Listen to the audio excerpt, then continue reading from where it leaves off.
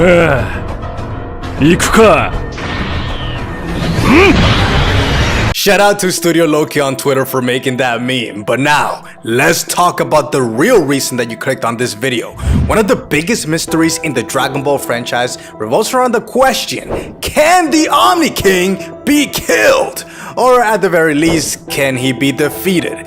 Well, my fellow Dragon Ball theorists, you are on the right channel, because the Super Dragon Ball Heroes anime is on its way to answering this exact question as we enter the Universal Conflict Saga, because it has the potential to become a major plot device in the upcoming Dragon Ball Super 2.0 television series. So, hola mi gente!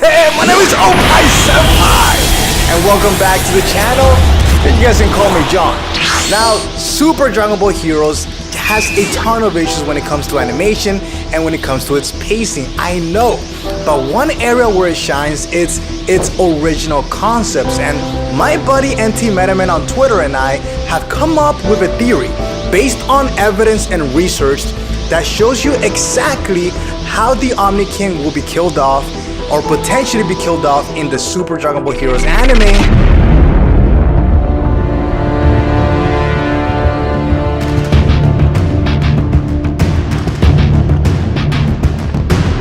I want you to pay attention to the exact words that Whis uses to describe the Omni King in Dragon Ball Super the television series. Now, Whis states, "The Omni King is the most supreme of all deities, ruling over our entire multiverse. In the hierarchy of the gods, there is no one above him." Grand Zeno is not a fighter, Goku.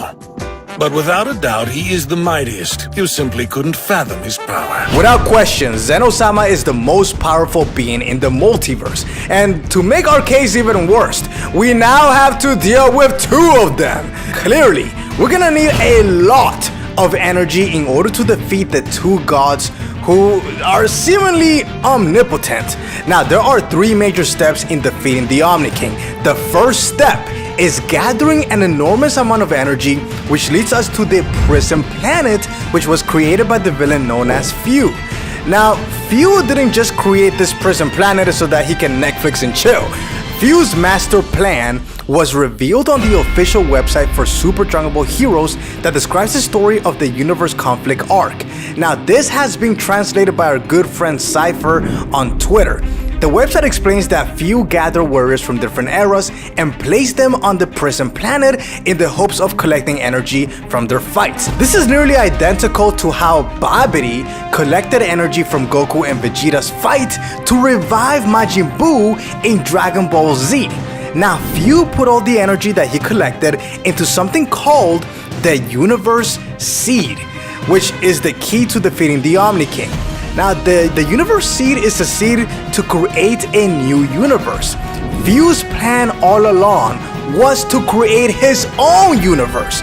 But of course, his plan failed because the chains broke and the prison planet exploded before he can even gather enough energy. However, this opens up the door for a better method in defeating the Omni Kings.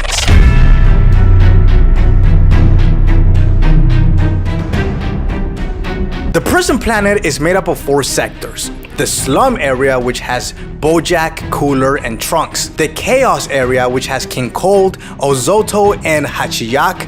The green area, which has Goku, Vegeta, Mai, and Goku Zeno. And lastly, this leaves us with the last area called the core area, which is extremely important to defeating the Omni King, as this is the area where the strongest warriors reside, including Cumber. Now, you may remember that Cumber was initially sealed in the core area, but he managed to escape and fled to the green area so that he can face off against Son Goku. The second step in defeating the Omni King revolves around the shocking return of Zamasu at the end of the Prison Planet saga. This Zamasu is the same Zamasu from the main timeline of the Dragon Ball Super television series. But how is that possible? Didn't Zeno erase Zamasu? Now, stay with me now, because the next part is extremely important for context. In Dragon Ball Super, Manga Chapter 26. After Trunks sliced Murasamasu in half, you guys remember that the two halves regenerated and created two merged Zamasus. Well, eventually there were infinite clones of Murasamasus, and this is because immortality in the manga was defined differently as regeneration. So the only thing he has to do is just come here, nab one of these Murasamasu clones before they are erased by Zeno. So right before Murasamasu was erased, Few teleports to this exact moment in time, kidnaps one of those clones, and then teleports away moments before the timeline is erased.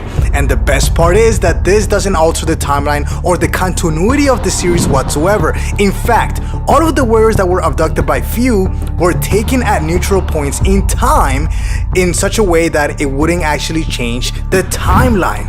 And that is why Bardock, for example, he was saved by Towa just before he was killed off by Frieza's supernova. So what does this have to do with Murasamasu, huh?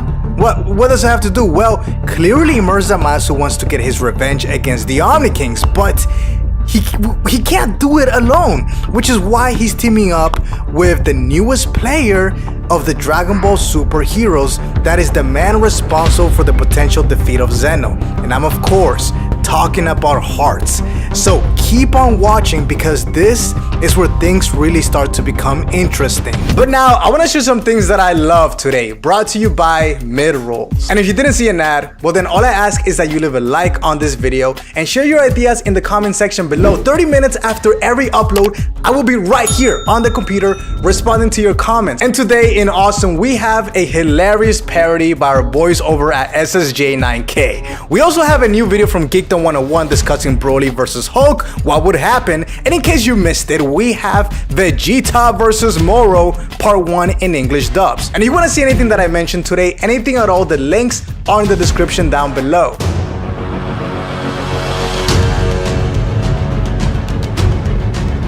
Super Dragon Ball Heroes Episode 7 introduced us to Hearts, the de facto leader of the core area warriors whose sole purpose is to destroy the Omni King. Now Hearts has the ability to read the hearts of others, essentially becoming the greatest manipulator in the universe. Now this is how he was able to so easily influence others to follow him. His goal is to overthrow the Omni King and to free humanity. And obviously Murasamasu's goal would align with his goals in that regard. Now when Hearts travels to Universe 6, he reads the heart of Hit and learns that Jiren is the most powerful mortal, and that is why the core area warriors then head off to Universe 11 so that they can collect more energy faster for the Universe Seed. Okay, so that explains the why, but now we need to answer the how. This leads us to the final step of this theory. The ultimate secret to defeating the Omni King once and for all, according to my theory. So stay with me because I'm about to reveal to you the how. Hearts believes that he can use the energy from the Universe Seed to defeat the Omni King. As discussed before, this seed contains the energy of an entire new universe. But Zeno has already destroyed an entire timeline that housed 12 universes. How can a mere seed that contains the energy of a single universe be sufficient enough to defeat 2 Omni Kings? Well, to answer this question, we need to look at this image. We're gonna zoom in and enhance the image, and we see here a center crystal structure surrounded by 12 green balls. Now, the number 12 is no coincidence. This obviously represents the 12 universes. So then the next question is, what is that giant red ball at the center of the crystal? Is it the seed? Well, defeat does not necessarily mean kill. And in fact, I find it extremely unlikely that the goal here is to directly kill the Omni Kings. A safer, more realistic goal would be to seal or to capture the Omni Kings in a crystal, this crystal structure using the Universe Seed rather than destroying the Omni Kings. That's just much better. For a very long time, it's been a mystery as to how universes are created, and according to Dragon Ball Chosenzu number 1, Story and World Guide page 31, Kaioshins can create the impetus of life and divide big planets into small planets, but they do not create universes or planets, according to that. Now, Zeno-sama has never being seen creating universes, but rather he oversees them and can destroy them. Now, the Hakaioshins have the ability to destroy because that is their Hakaioshins, but they don't have the ability to create. In Xenoverse, we learn that the egg that Toki Toki lays creates the timeline for an entire universe. It's the duty of the Supreme Kai of Time, Kronoa, to take care of these eggs. And in fact, the egg is so important that when Towa attempted to steal it, Wiz had to step in and protect it. So if the egg that Toki Toki lays creates the time for an entire universe, then perhaps the universe seed creates the space.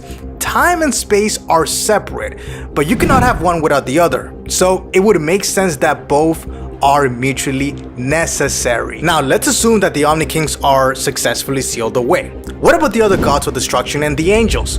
Well, the angels haven't been shown to do much and just usually observe. Even the future great priest didn't do anything to stop Zamasu's plans in the future. However, Wiz does step in from time to time to perform the time reversal and undo things, so it may be assumed that the angels play a role of guidance primarily.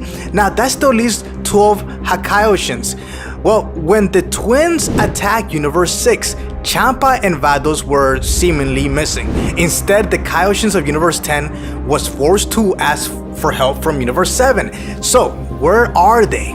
Well, Beerus and Wiz did say that they were called to the Omni King's palace for another meeting. Now, this might be part of a bigger grand scheme. A bigger grand scheme in which somehow Hearts may have been able to seal the Hakaioshins as well. And without the Hakaioshins, the angels are inactive, which would explain why this arc is called Universal Conflict. Now, in terms of Dragon Ball Super 2.0 television series, now they could take elements from Super Dragon Ball Heroes and bring it over to the main show. Now, it is very, very unlikely that they're gonna bring characters over to the main show, but I do think that the concept of a universe seed would make for an interesting dilemma. Maybe an arc that focuses around the Omni King somehow being defeated, being sealed away, or becoming inactive, which would then open the door for a universal conflict at a scale that we have never seen before. In my opinion, that would be extremely interesting, and even if they don't use the exact same concept of a universe seed, it would be cool if the Omni Kings do have a weakness, because as of right now, they appear to have no weakness on the main television series. But at the end of the day, it's just a theory, man. It's my opinion, and let me know in the comments if you agree. Thank you so much for watching. I hope you guys are enjoying the quality and the new style of videos that I'm doing on the channel. Now, if you want to see the last video on the Dragon Ball Super 2.0 television series, click on the left side to watch that. But if you care more about the movie, then click on the right side to watch my previous video on Dragon Ball Super Broly. Thank you guys for watching. I will see you in the comment section and tomorrow.